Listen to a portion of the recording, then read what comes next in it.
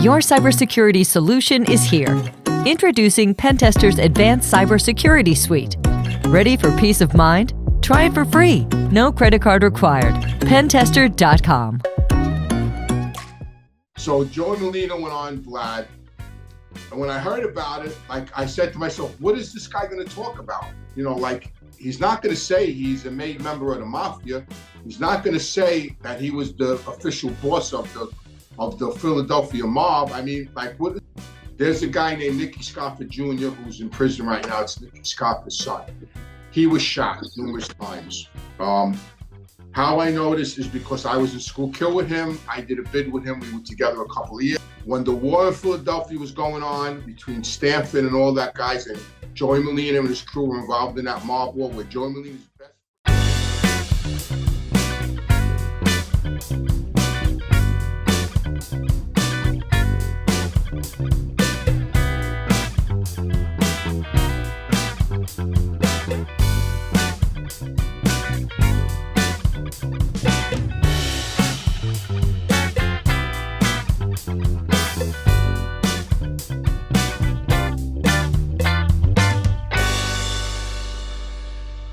Hello, everybody. I'd like to welcome everybody to Reform Gangsters. And if you like my content, please hit the subscribe button and ring the bell. Also, don't forget about my Patreon. It starts at $5, the memberships. Please become a member. It helps me with my content and my production. So, join on and, we could talk privately.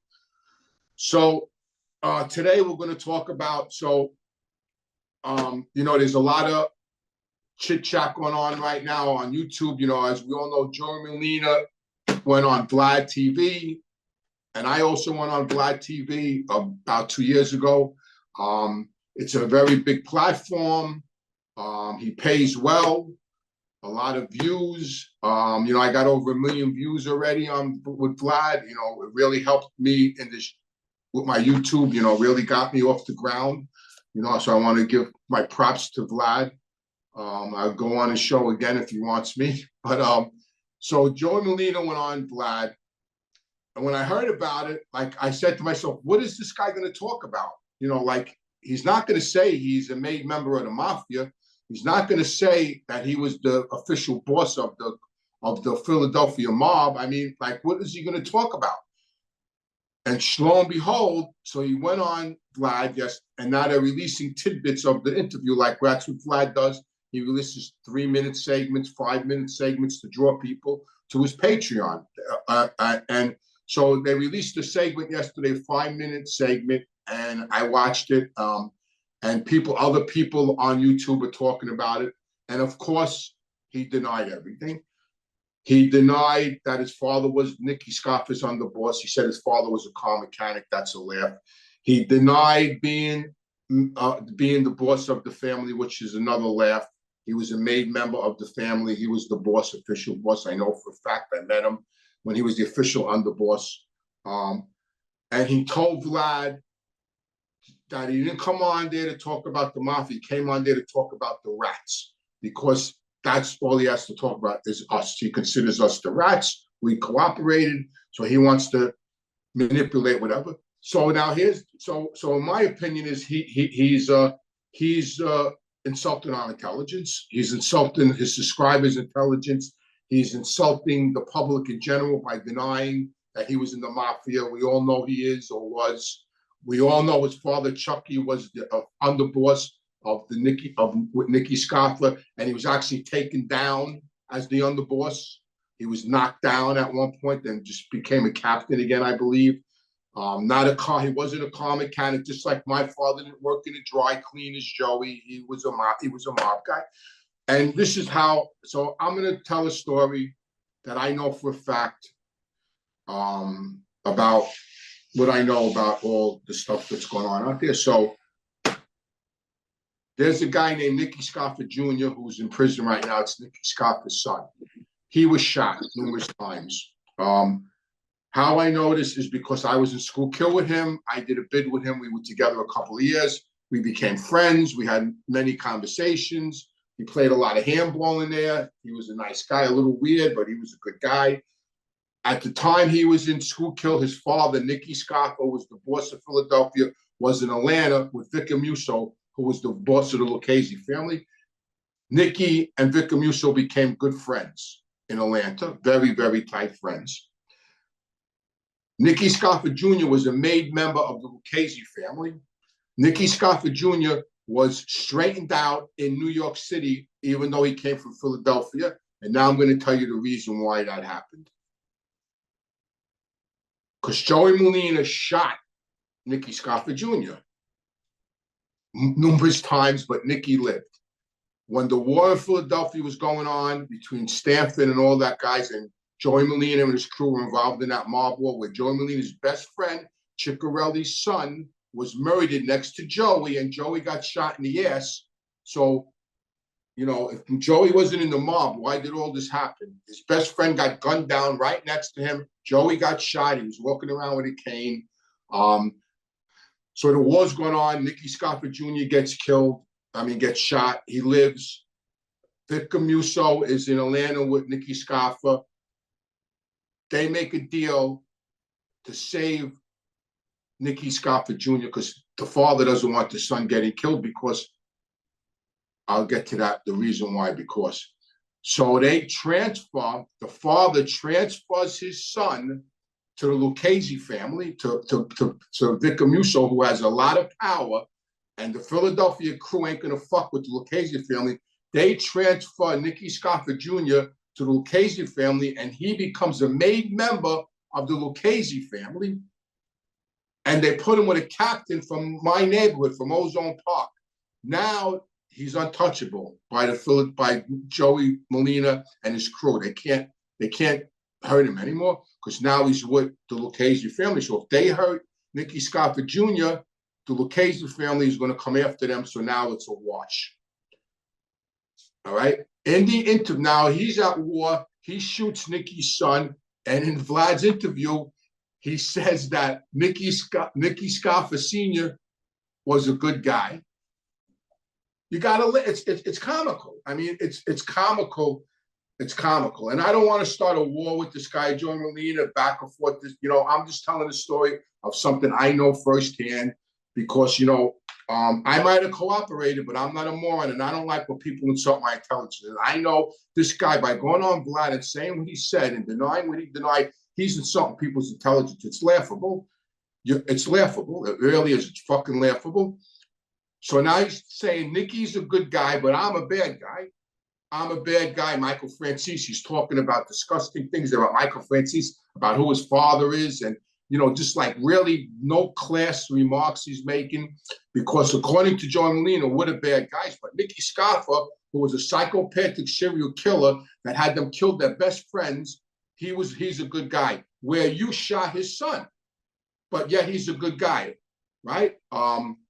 He's so good that his other poor son, Nicky Scaffa, committed suicide when the truth came out that his father was a psychopathic murderer.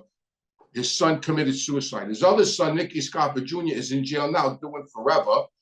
Again, he's back in jail. He'll never probably see daylight.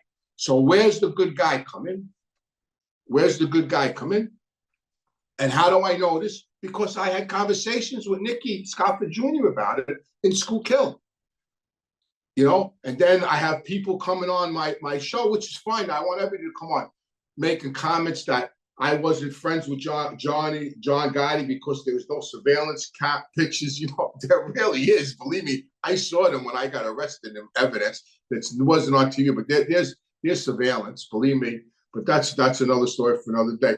So, just getting back to what's going on now, the Vlad interview is probably going to get a lot of hits, and good for Vlad. I'm glad, it's probably going to do hundreds of thousands of views, which is good for Vlad. But it's really comical that, this guy's going on there denying what he's denying.